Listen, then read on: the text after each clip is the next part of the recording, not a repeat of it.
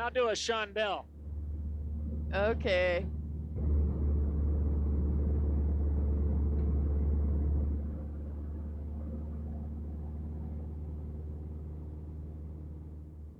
Uh-oh.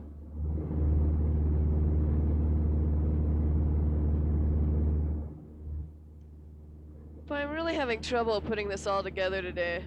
Yeah, you seem to be having enough trouble today. It might be a good idea just to go on back.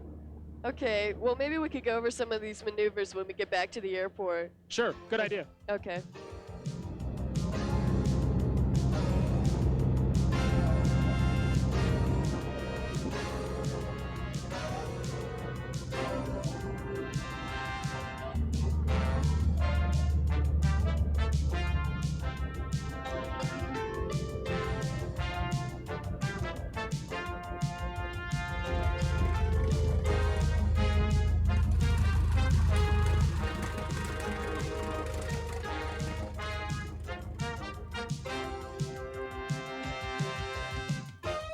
Flying is really exciting, except when you realize that you're not completely confident about some basic flying maneuvers. You thought you knew them perfectly, but now you find out you have some rough spots to work out. Better now than later in your flying career. This program will show you exactly what's expected of you according to the FAA and your instructor in this course. As far as we're concerned, there's only one right set of procedures to do these maneuvers. This program covers fundamentals of flight, basic flight maneuvers including slow flight and stalls and steep turns. You'll also learn about ground track maneuvers including turns about a point and S turns, and we'll cover some advanced maneuvers such as chandelles and lazy eights. All of these will be covered just the way the FAA wants you to know them. Now, let's join Jeff Doder and his student as they refresh their knowledge on flight maneuvers.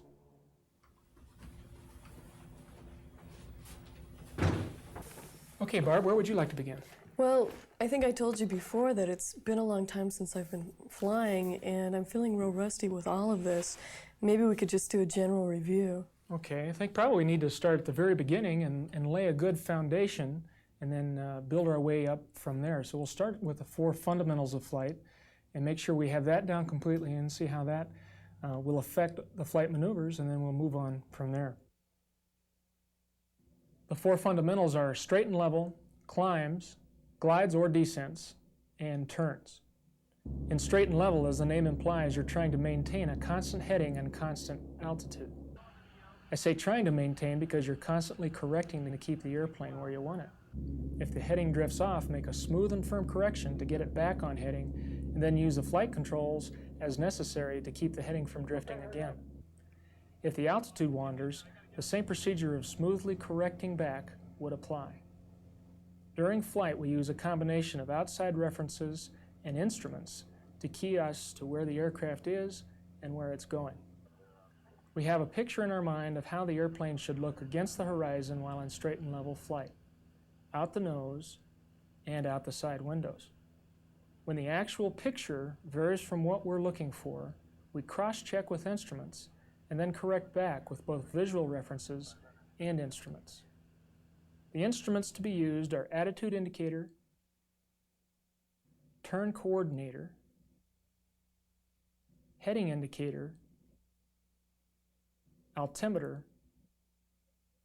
and vertical velocity indicator. Don't fixate on one or the other. Use both, or all, to keep the aircraft where you want it.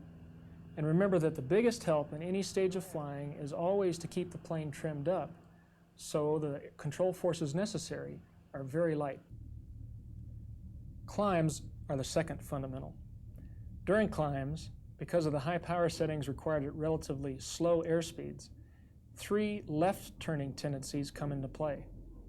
One is torque, second is slipstream, and the third is P-factor. Torque is caused by the spinning propeller. In most aircraft, the propeller rotates clockwise as viewed from the rear. This rotation causes the aircraft to rotate counterclockwise or left wing down, causing the turn to the left. Along with this, the corkscrew or spiraling rotation of the slipstream behind the propeller moves around the aircraft to strike the left side of the vertical tail surface. This causes the tail to move right and the nose to move or yaw left. P-factor is caused by the differential angle of attack of the propeller in a nose-high attitude. The upward moving blade is taking a much smaller bite out of the air than the downward moving blade. This loads the spinning disc of the propeller on the downward moving or right side, causing the nose to be pulled to the left. Both torque and P-factor can be neutralized by the use of right rudder. So that's why we use right rudder even though we're in a left climbing turn. Right. Even though we think we're cross-controlling, we're in a left turn, you still need right rudder because of that torque and P-factor. Okay. Many of the same visual and instrument references can be used for climbs as with straight and level. The nose of the aircraft will be slightly higher than when level. The wingtips will be similarly arranged against the horizon that will now show a climb attitude. The instruments to be cross-checked are the attitude indicator, vertical velocity indicator, heading indicator, turn coordinator, airspeed indicator, and altimeter. Remember, your forward view is blocked, so during prolonged climbs, make slight turns to clear for traffic in front of you and above you. Glides or descents are the third of the four fundamentals of flight. First, apply carb heat as needed. Pull the throttle back to the manufacturer's recommendation for approach and apply back pressure to keep the aircraft level. As the airspeed bleeds down to approach speed, trim as necessary. Upon reaching approach speed, allow the nose to fall below the horizon to maintain this speed. You should be able to do this accurately with various flap settings as well as clean. Turns are the fourth fundamental. To understand why an aircraft turns, we need to look at the direction of lift. In straight and level flight, the lift vector is straight up, pointing directly away from the ground. As we bank, the lift vector points more to the side, and it's this horizontal component of lift that pulls the airplane around into a turn. As we increase the bank angle, the vertical component of lift decreases, requiring more back pressure to produce a greater lift vector to keep our altitude constant. Probably the hardest part in the performance of accurate turns is to keep the aircraft coordinated while the airspeed and bank angle change. As airspeed decreases, more right rudder is required to keep the ball centered due to torque and P-factor. This will be demonstrated as we perform our flight maneuvers. Remember, all flight maneuvers are made up of these basics: straight and level, climbs, glides, and turns. How we master the rest of the flight maneuvers really depends on how we've mastered these four basics. One of the first basic flight maneuvers that we have to master is slow flight. We practice this to become familiar with and to master the control forces necessary when the aircraft is flying at its minimum speed. Probably the first thing we discover when performing slow flight is the large amount of right rudder required because of torque and P-factor, as well as the relatively large control forces necessary at the slower speeds. To perform slow flight, we must start at and maintain a safe minimum altitude as defined by the FAA. What this usually means is to keep our altitude above at least 1,500 feet above ground level at all times. Apply carb heat if required. Pull back on the throttle to begin slowing. Maintain altitude and heading by adding back pressure and applying rudder as required. Trim to maintain neutral control forces. As the speed decreases to our target speed, add power as necessary. Notice the high pitch attitude required to keep the aircraft from descending. Now the thing to remember is power controls altitude and pitch controls airspeed. If our altitude falls a little, add a little throttle. If our airspeed picks up a little, raise the nose slightly. Practice this straight ahead and with slight turns to either side. Even if wanting to maintain a constant heading, clearing turns should be made to clear the airspace in front of you. The aircraft will turn left easier because of torque and P factor. Slow flight should be practiced in a clean configuration with partial and with full flaps. Next, let's talk about stalls. Stalls are important to master both during training and afterwards. The important thing to remember is that aircraft does not stall because of airspeed. You can stall at any airspeed, at any attitude, and at any power setting. I'll repeat that. You can stall at any airspeed, at any attitude, and at any power setting. For all stalls, the recovery is the same. Reduce pitch, add full power, and then level the wings. The accelerated stall is a good way to demonstrate that an aircraft stalls because its critical angle of attack has been exceeded. Before performing any stall, clear the area of traffic and maintain a minimum safe altitude of 1,500 feet AGL throughout the maneuver. The highest speed at which you can safely stall is VA, or maneuvering speed. Add carb heat if required.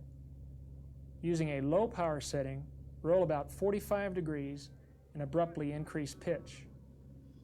Since airspeed is relatively high, recovery will probably only need a relaxation of the back pressure. The takeoff and departure stall simulates inadvertently entering the stall during the takeoff phase of flight. First, clear the area. Start the stall a minimum of 1,500 feet AGL plus a buffer. Carb heat as required. Reduce power to slow the aircraft to liftoff speed. As the speed decreases, pull back on the control column to maintain altitude. When reaching the desired airspeed, add full power, use the controls as necessary to maintain coordinated flight, and smoothly increase the pitch to initiate the stall. To recover, reduce the pitch, power is already at a high setting, and level the wings if required. These stalls should be practiced straight ahead and in moderate bank turns to either side. For the approach to landing stall, you'll want to start at an altitude higher than 1,500 feet AGL because you will lose altitude leading up to the stall. First, clear the area. Carb heat as required. Set approach power as recommended by the manufacturer. Maintain your altitude by applying back pressure. Lower flaps to a landing configuration. Upon slowing to approach speed, lower the nose to descend at that speed. To initiate the stall, pull the throttle to idle and raise the nose slightly. The recovery is decrease pitch, add full power, and level the wings if required. In addition, raise the flaps to the go-around position if one is recommended by the manufacturer. I can see that altitude loss is critical, so we need to at least level off, if not establish a climb. Exactly. These are simulated at a high, or we actually perform them at a high altitude, but these would be happening at a lower altitude. Therefore, altitude is very critical. So in the practice, whether you're trying to get your license or later on, always think of that as the ground being very close to you, and don't lose any altitude if you can help. Next, let's cover takeoffs and landings. There are three non-standard takeoffs and landings that we need to cover: soft field, short field, and crosswind.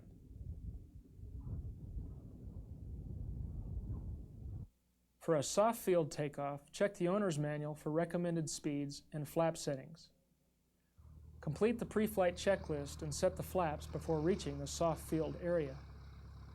Taxiing should be kept rolling into the takeoff as simulated on this hard surface. Keep weight off the nose gear by keeping the yoke back. As elevator becomes effective, carefully relax back pressure to avoid a dangerous nose-up attitude while keeping the nose gear off the ground. Level off as soon as the aircraft breaks ground to accelerate to best rate or best angle of climb speed. For landing on a known or suspected soft field, survey the field for soft spots, high grass, or obstructions. The approach is normal. During round out, the addition of a little power may help control the touchdown and touchdown point. Land as slowly and lightly as possible, close to a stall, but keep enough speed for full control. After touchdown, power may be added to keep the nose gear from digging into the surface. Keep the weight off of the nose wheel and the aircraft rolling until reaching firm ground. For short field takeoffs, check the owner's manual for recommended flap settings and speeds.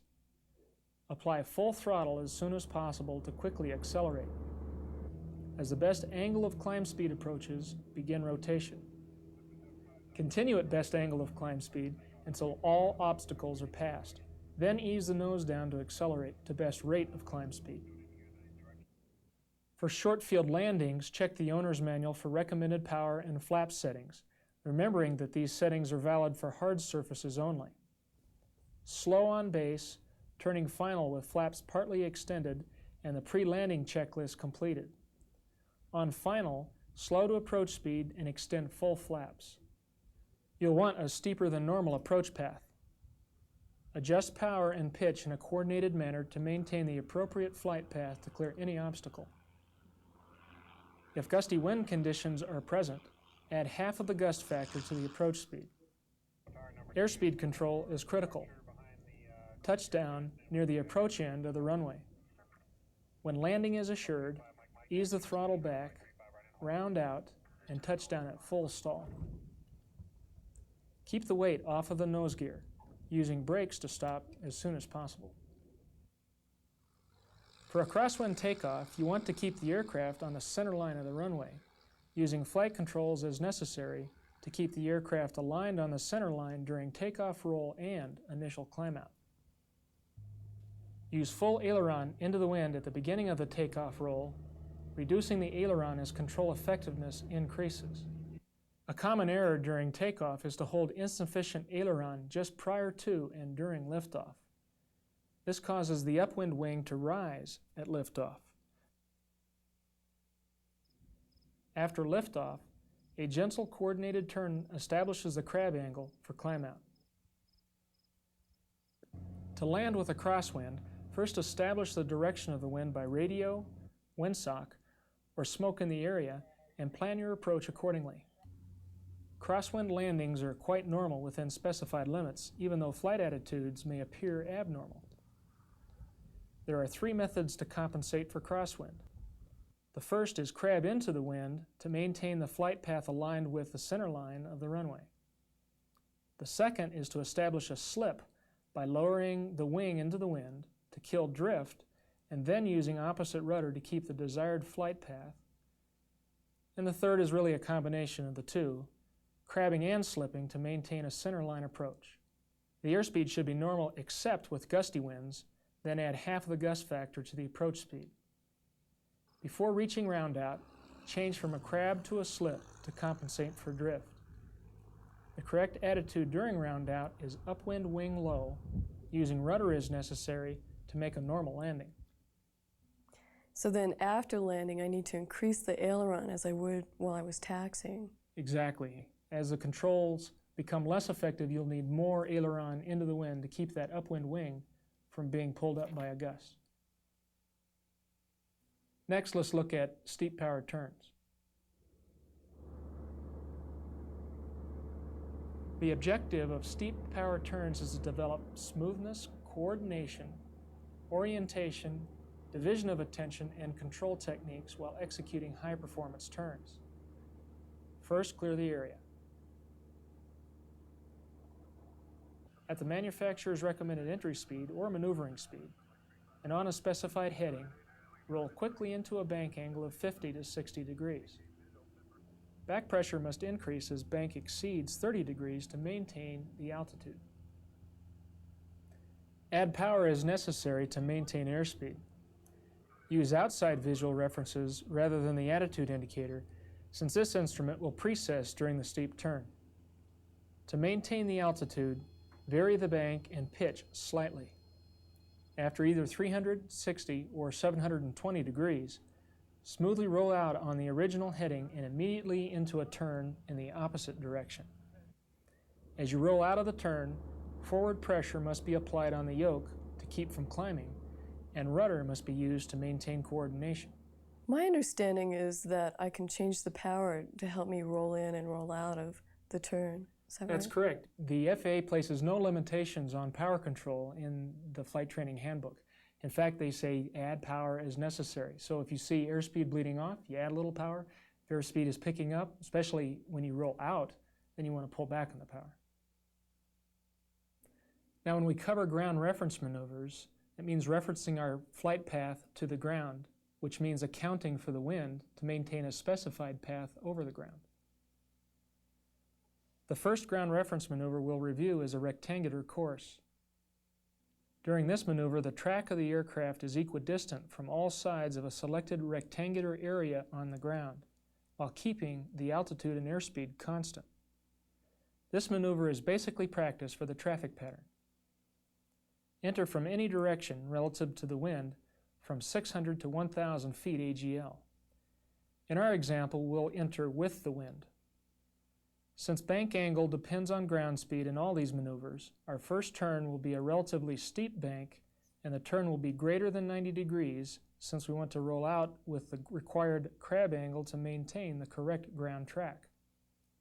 The second turn will be less than 90 degrees due to our crab, and the bank angle will be shallower since our ground speed will decrease as we turn into the wind.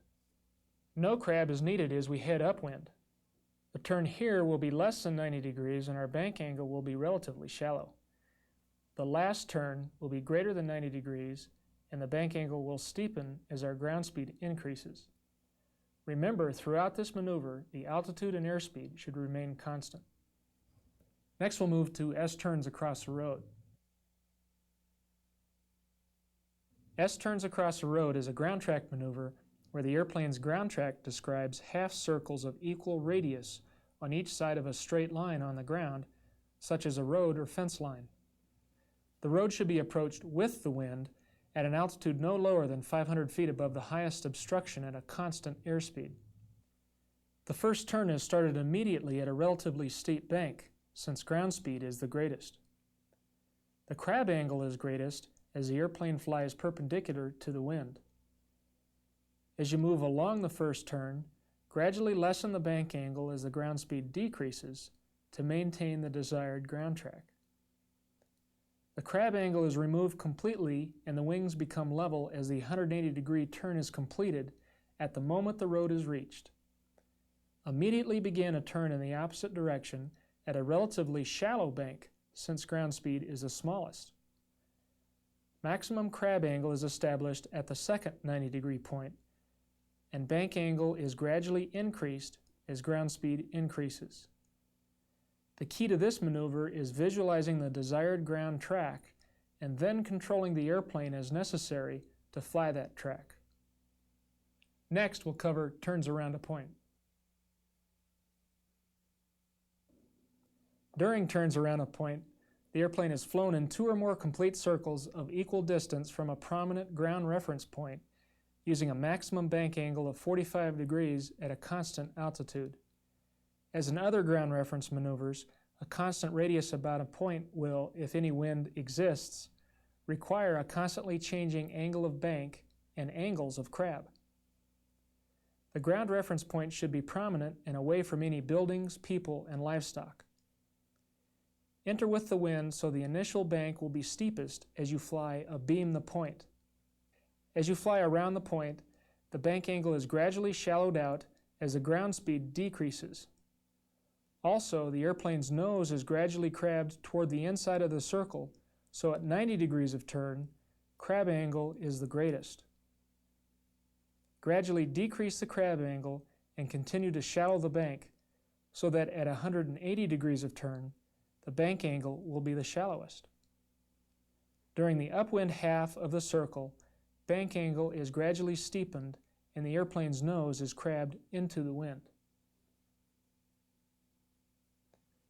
Now we're going to move to a whole series of maneuvers having to do with eights. Eights along a road, eights across a road. All these are the pattern shown on the ground, more or less describing the figure 8. Although eights along a road may be performed with the wind blowing parallel to the road or directly across the road, I'll only cover across the road since the principles involved are really similar. First, check the area for obstruction clearance and other aircraft. Enter directly above the road, no less than 500 feet AGL. Since the wind is from the side, a crab angle needs to be maintained to keep the ground track over the road. The first turn should be made downwind using a medium bank. As the ground speed increases, the bank angle should be gradually increased so that the greatest bank would be while heading directly downwind. Continuing the turn, the bank should be slowly shallowed out and a crab angle should be added into the turn. Continue to shallow out the bank so that it will be smallest heading directly upwind. The completion of the first turn should be timed so that the airplane will be straight and level over the starting point with enough drift correction to hold it over the road. After momentarily flying straight and level along the road, the airplane is turned into the wind using a medium bank turn.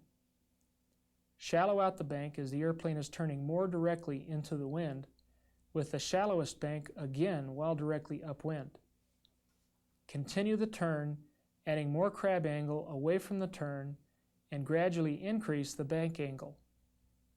After 180 degrees, continue to increase the bank angle as the ground speed increases with the wind, and decrease the crab angle.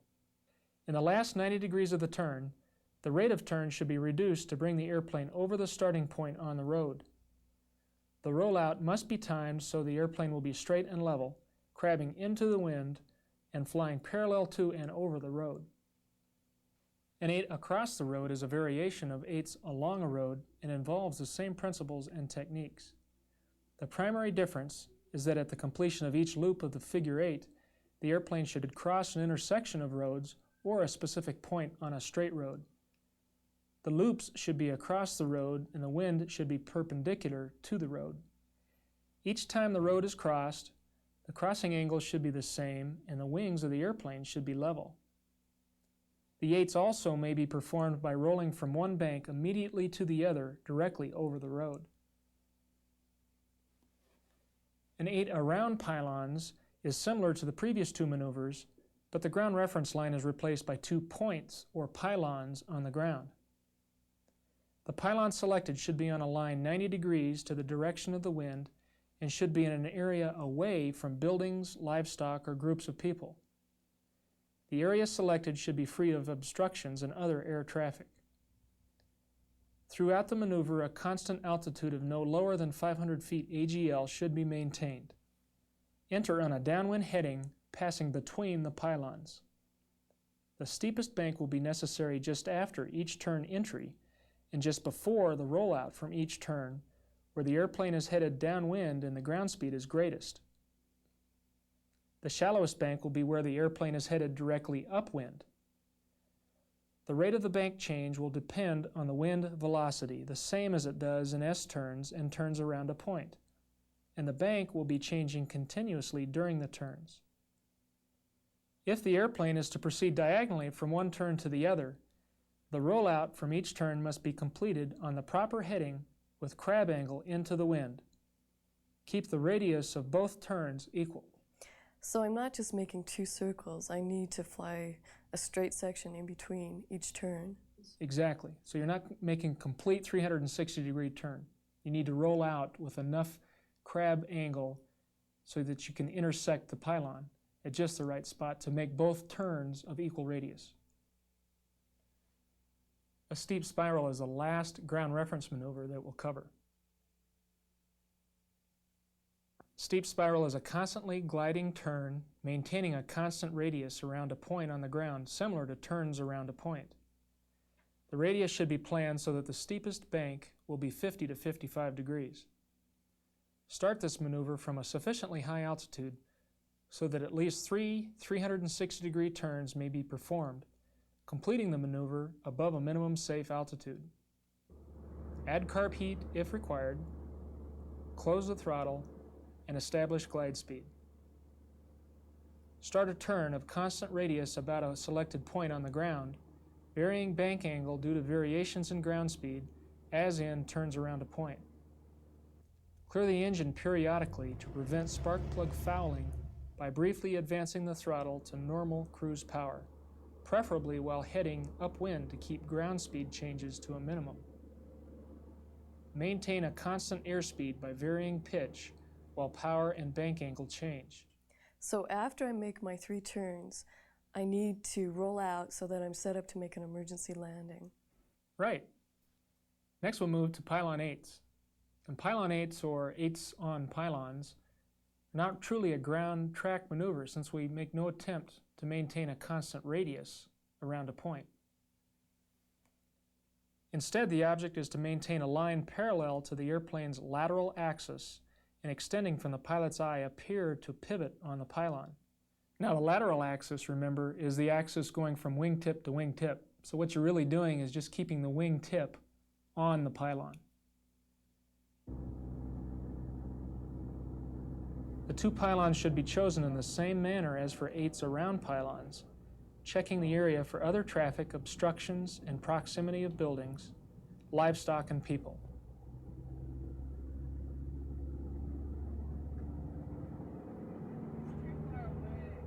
Enter the maneuver between the pylons heading downwind.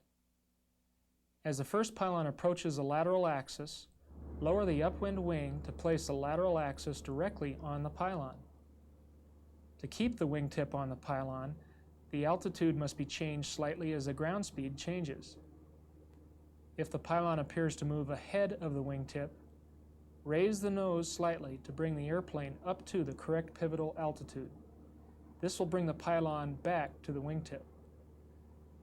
Conversely, if the pylon moves behind the wingtip, lower the nose slightly to lower the airplane to the correct pivotal altitude, bringing the pylon back to the wingtip. As the airplane completes the circle and turns toward a downwind heading, roll out on a heading with crab into the wind so the airplane will arrive at a point downwind of the second pylon. Upon reaching the point where the lateral axis is near the pylon, start the turn, keeping the relationship between the wingtip and the pylon in the same manner as in the first turn. Use a rudder only to keep the turns coordinated and not to keep the pylon on the wingtip. Next we'll cover the chandelle. The chandelle is a maximum performance climbing turn beginning near maneuvering speed and ending at minimum controllable airspeed, heading in the opposite direction. First, clear the area and start at least 1,500 feet AGL since there's a possibility you might stall. Begin heading crosswind and make the turn into the wind so you won't be blown out of the area. During the first half of the turn, bank angle is constant while pitch increases. During the second half, pitch remains constant while bank angle decreases. Pick out a ground reference point at 90 degrees and 180 degrees of turn. Start at any speed no greater than the maximum entry speed recommended by the manufacturer or maneuvering speed if none is recommended. Power should be set to cruise. Roll into a coordinated turn with a bank angle no greater than approximately 30 degrees. Maintaining this bank angle, smoothly increase pitch so that after 90 degrees of turn, pitch is at a maximum. Maintaining this pitch, smoothly decrease the bank angle so that after 180 degrees, wings are level and a nose high attitude at minimum controllable airspeed. This attitude should be held momentarily while at MCA, then gently reduced to return to straight and level flight. The turn will be kept coordinated by changing rudder pressure while the airspeed, pitch, and bank change. Practice chandelles both to the left and the right to discover the different forces necessary during the 2 turns. I've noticed that the control forces are different depending which way I'm turning. That's correct, and it's a good idea to practice in both directions so that you can determine the forces necessary to maintain the turn coordinated in a chandelle to the right or a chandelle to the left, which really leads us to the last flight maneuver that we'll be discussing, lazy eights. The lazy eight consists of two 180-degree turns in opposite directions while making a climb and descent in a symmetrical pattern during each of the turns. At no time during the maneuver is the airplane flown straight and level. Clear the area of other traffic. Start crosswind, turning into the wind as you did in the chandelle. Pick ground reference points at 45, 90, and 135 degrees of turn. At the entry, the airplane is in straight and level flight at normal cruise power and at the airspeed recommended by the manufacturer, or VA. The correct power setting during a maneuver is that which will maintain the altitude for the maximum and minimum airspeeds used during the 8. Start a gradual climbing turn in the direction of the 45-degree reference point. After 45 degrees of turn, the pitch angle is at a maximum and the bank angle should be continuing to increase. The nose should then start coming down toward the horizon. At 90 degrees, the nose should be passing through the horizon, bank should be at the maximum angle of approximately 30 degrees, and airspeed should be 5 to 10 knots above stall. When at 135 degrees, pitch should be at its lowest angle and bank should be slowly decreasing. At the 180-degree point, the airplane should be at the same altitude and airspeed as at entry and moving through level flight into a climbing turn in the opposite direction. Coordination is a large part of this maneuver, with rudder pressure varying as airspeed, bank angle, and pitch change. Because of torque, more right rudder pressure will be required in climbing turns to the right than to the left. And remember, this is a lazy 8, indicating that the speed that we conduct this maneuver is slow and controlled, or lazy. That's about all I've got to cover. Do you have any questions? No, I think we've covered everything. Okay, well, why don't we go ahead and put all this theory into practice by going out and fly. Great.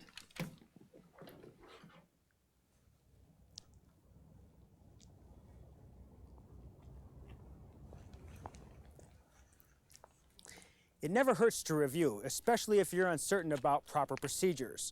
Sometimes a review like this makes a world of difference in mastering these skills. Let's see how Barbara does after her review. This is also an opportunity for you to test your knowledge on these flying maneuvers.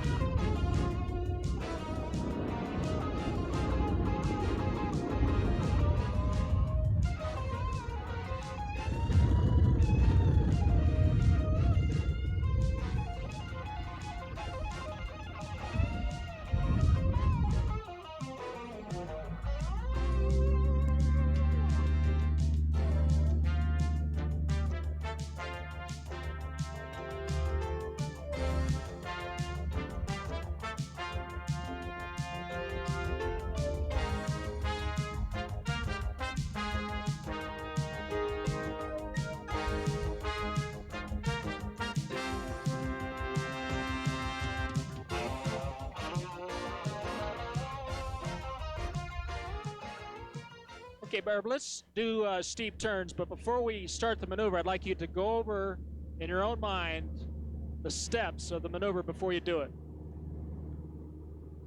Let's see, I need to do my clearing turn first, and then maintain maneuvering speed or less, roll into a bank 50 to 60 degrees, and adjust my power as I roll in and roll out, and maintain altitude. So I'll go ahead and do my clearing turn to the left first.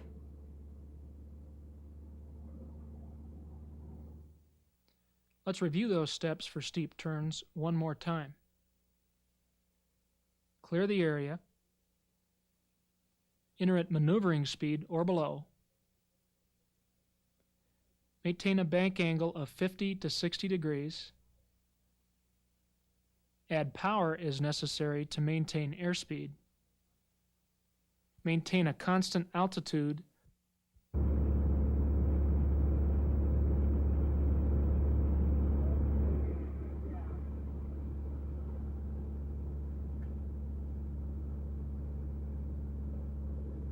Okay, that was good.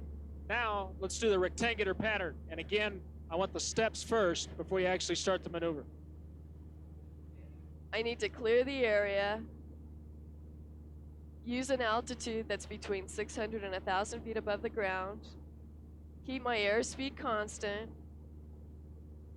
When I fly the rectangular course, I need to stay the same distance away from the field and vary my bank depending on the ground speed.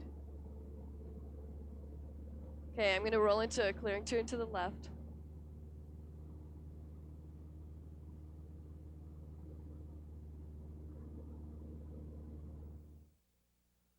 Once again, those steps for rectangular pattern are: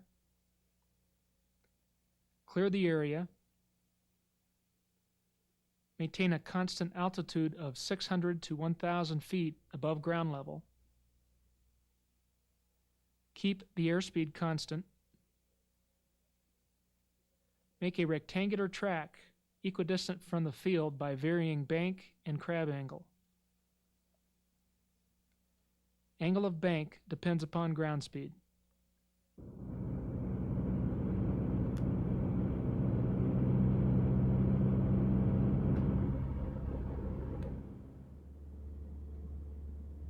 Okay, real good. Now let's do S turns. Okay, I need to clear the area and use an altitude that's at least 500 feet above the ground, enter downwind, and vary my bank according to where the wind's coming from, and stay the same distance from the road in each loop. Okay, I'm going to go ahead and do a clearing turn now.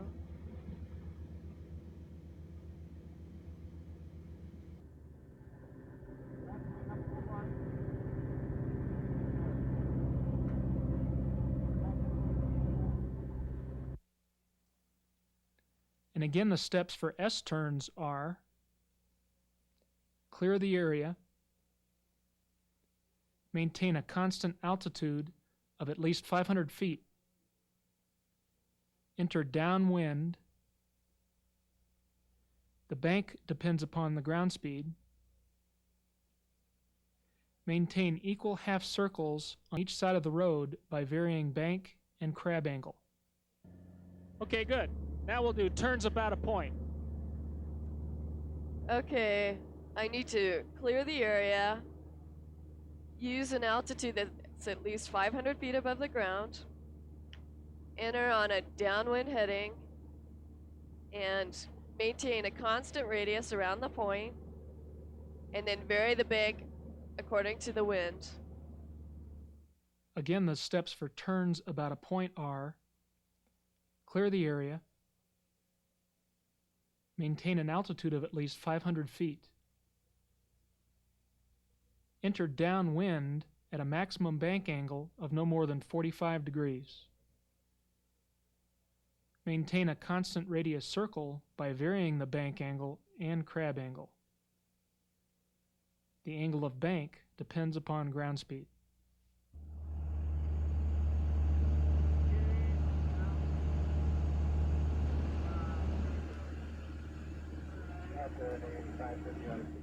Okay, good. Now we'll do 8s around pylons. Okay, this is kind of like the turns around a point. I need to clear the area first, use an altitude that's at least 500 feet above the ground, enter downwind, maintain constant radius around the point, and then vary my bank with the wind so that I can maintain that constant radius. All right, let's do the clearing turn.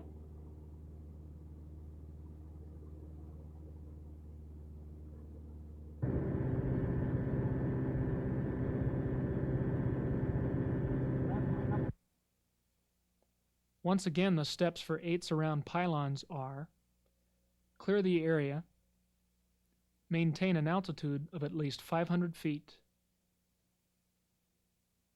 enter downwind, maintain a constant radius circle by varying the bank and crab angle. The angle of bank depends upon ground speed. Okay, good. Now we'll do 8s on pylons. I need to clear the area, enter downwind, and then keep the point centered by varying the altitude or use the pivotal altitude, and then crab during the straight flight in between the points. So clear over to the right here. Again, the steps for 8s on pylons are: clear the area, enter downwind, keep the pylon centered on the wingtip by varying the altitude. Remember to crab during straight flight between the turns.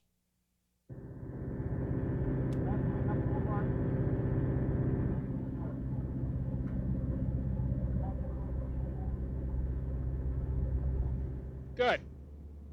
Now, steep spirals.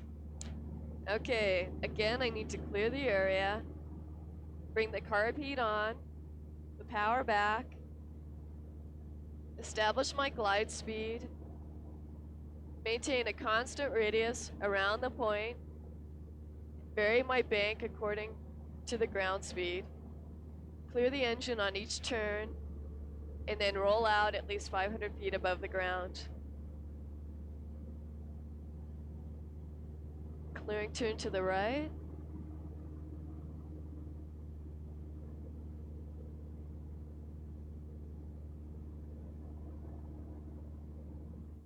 To review the steps for steep spirals: clear the area, carburetor heat on, close the throttle, establish glide speed, keep a constant radius around the point by varying the bank angle. The bank depends upon the ground speed, and the steepest bank angle should be 50 to 55 degrees. Clear the engine during each turn, preferably while heading upwind, and complete the maneuver above 500 feet.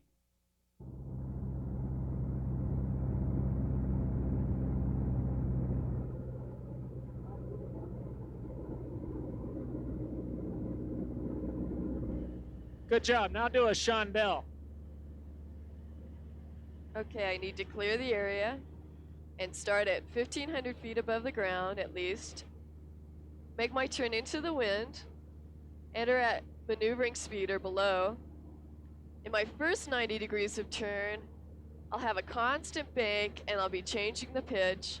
And then the second 90 degrees, I'll be changing the bank but maintain a constant pitch. And then I'll wind up 180 degrees away from where I started at minimum controllable airspeed. So we'll go ahead and start with the clearing turn to the left.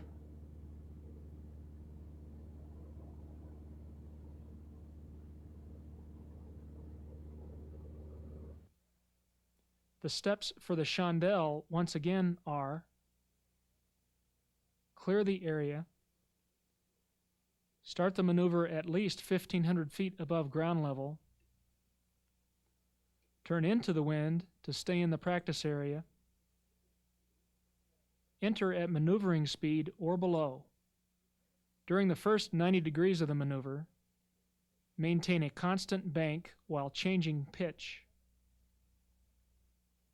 During the second 90 degrees of the maneuver, change the bank while maintaining constant pitch. End the maneuver at 180 degrees of turn and minimum controllable airspeed.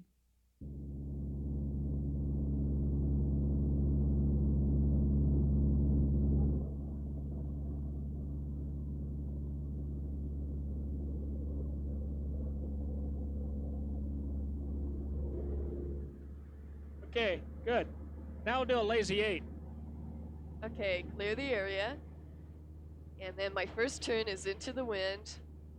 I need to enter the maneuver at maneuvering speed. At the 45-degree reference point, I'll have the maximum pitch and be increasing my bank. At the 90-degree reference, I'll have 0 degrees of pitch and 30 degrees of bank. And then at the 135-degree reference, I'll have the minimum pitch and decreasing bank until I get back to 180 degrees and I wind up at the same altitude and the same airspeed. And I have to remember to do this really lazy. Okay, we'll start with our clearing turn to the right.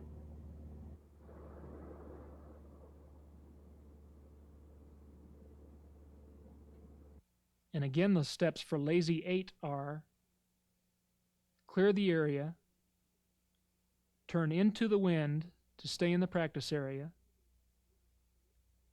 enter at maneuvering speed. At the 45-degree point, you should be at maximum pitch and increasing your bank angle. At the 90-degree point, you should be at 0 degrees of pitch and 30 degrees of bank. At the 135-degree point, you should be at minimum pitch with decreasing bank.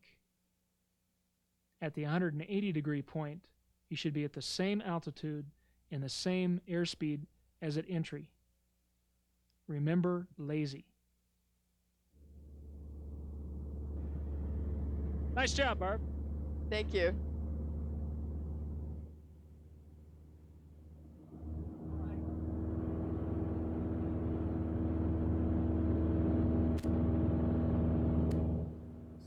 Flight maneuvers can be difficult, whether you're just learning or have many hours in the air. These maneuvers require more than just understanding. They require the right coordination.